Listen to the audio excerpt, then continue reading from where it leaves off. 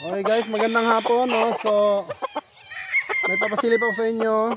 Ito ay SBR na Picom. Ganda, oh. Ito po ay national. Trayo guys, trayo ito. Ayan, napakagwapo, oh. Pwede na to ngayong October, November, December, early bird, pwede na magamit. Ang lakas kumasta. Maganda ang sukat niya guys.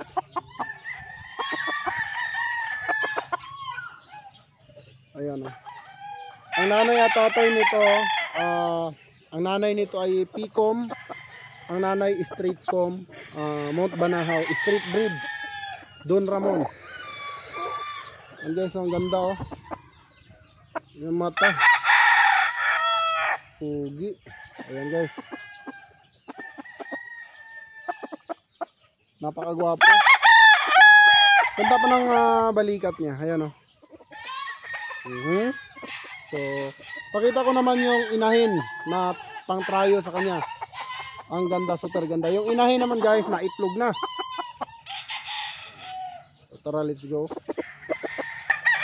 So guys, ito naman yung isa pang SBR. Bago natin pakita yung mga inahin. So ito po yung isa available. Bakante. National. Ang ganda ng katawan, bilog. Ang lapad. Ayan. Ayan guys, oh. So hindi naman siya ganun kaitim ang mata niya. Di tulad ng isa na talagang sunog.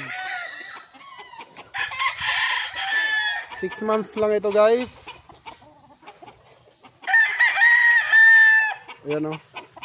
Pero napakaganda ng figura. Tayo yung palong. Mas tayo ang palong nito kumpara dun sa isa.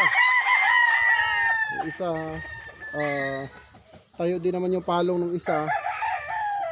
Pero mas tayo itong palong nito. Sukat. Ganda ng sukat. Ayan. So tara, huwag na natin patagalin.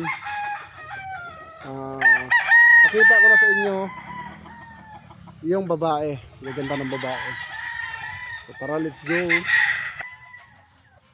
So guys, ito naman yung babae. Ayan. Ayan yung babae na ready to breed. Actually, na itlog na ito guys. Ito itlog niya. Ayan guys, oh. Nakakulong, oh. Ayan. Init. Dito tayo kabila.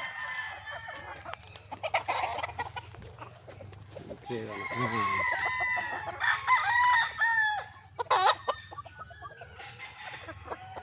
Straightcom yung babae guys, oh. Ang nipis ng paa.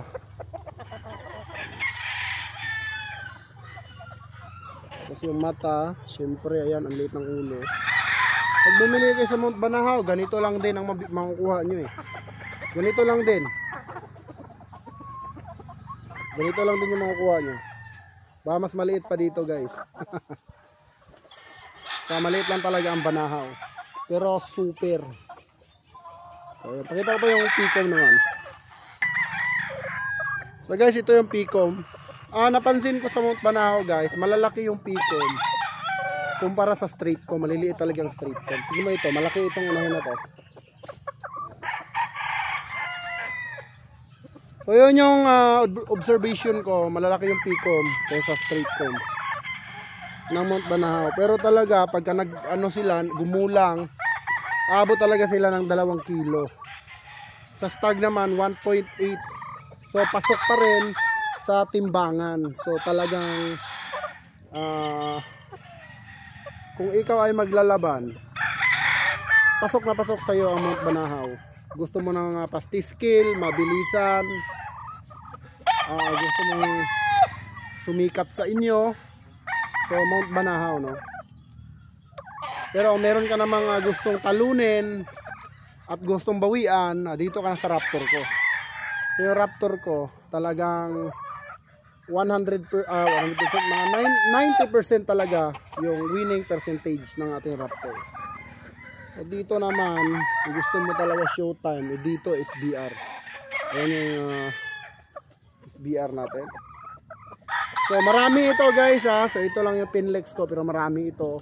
Ready to breed na po sila. So wag na kayo magpapahuli, baka maunahan pa kayo. So ayan, yun lang ang ating vlog for today mga boss. At meron akong nakita, abangan nyo sa second vlog ko. Meron na naman tayong nakita na isang Boston Esculin dito na nagkaroon ng bandira, no? Ang kagandahan dito mga boss, itong Esculin na to ay bihira talaga magkaroon ng bandira, lalong lalo sa Boston, no? So meron akong Picom dito, nakita ko yung markings, siya ay Esculin Boston. At meron din siyang kapartner, hindi niya kapatid, mga babae. So tara, pakita ko sa inyo mga boss sa second vlog natin. Right, ito lang muna ating vlog for today mga boss. Maraming salamat pa rin sa mga solid supporters ng JTP Game Farm. At sa mga gustong sumali sa ating hulugan system, September 1 to December 1, pamaskong handog para sa sarili nyo mga boss. So, yun lang ang vlog natin for today mga boss. Maraming salamat po.